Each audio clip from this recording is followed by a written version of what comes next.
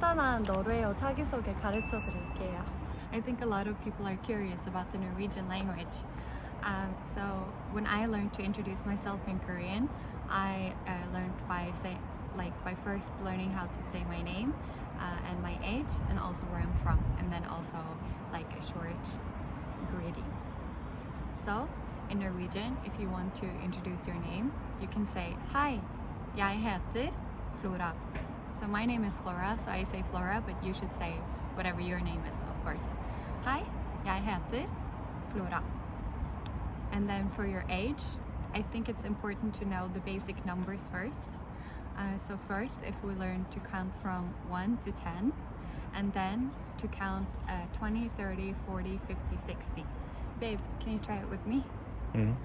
En, to, 2, 3, 3, 4, 4, 5, 5, 6, 6, 7, 7, 8, 8, 9, 9, 10, 10, 20, 30, 40, 50, 60, 70, 80, 90, 100.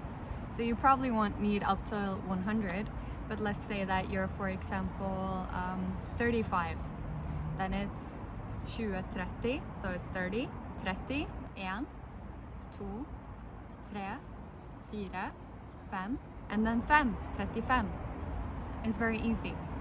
So if you say, hello, my name is Flora, and I am 23 years old. Then it will be, hei, jeg heter Flora. Jeg 23 år gammel. Jeg 23 år gammel. So jeg is I am, and then 23 is 23, and år gammel is years old. Babe, how old are you? Jeg Jeg 28 28 år gammel. år gammel. Yeah, jeg 28 år gammel. I'm 28. And then lastly, if you want to introduce your country, for example, Korea is Korea, and America is Amerika. So it's basically the same, just with a Norwegian accent. So if you want to introduce where you're from, you will say, jeg fra Norge. That means I'm from Norway. And you are from Korea.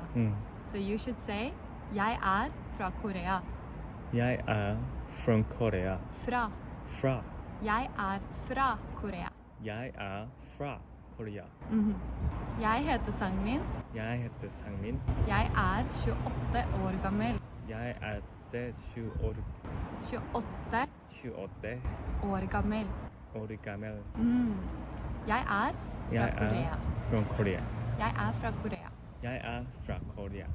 And then, to finish it up, 반가워요. It's nice to meet you. Hyggelig å møte deg.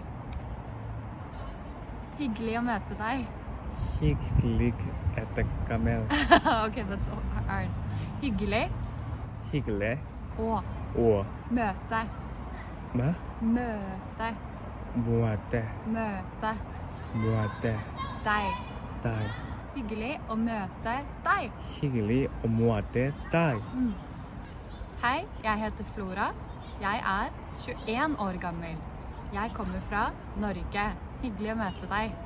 Yeah, that's a short introduction to how to introduce yourself in Norwegian. Thank you. Thank you. If you guys are interested in more language videos, then I'll try to make some more. Ha det bra. Bye bye. Hyggelig å møte deg.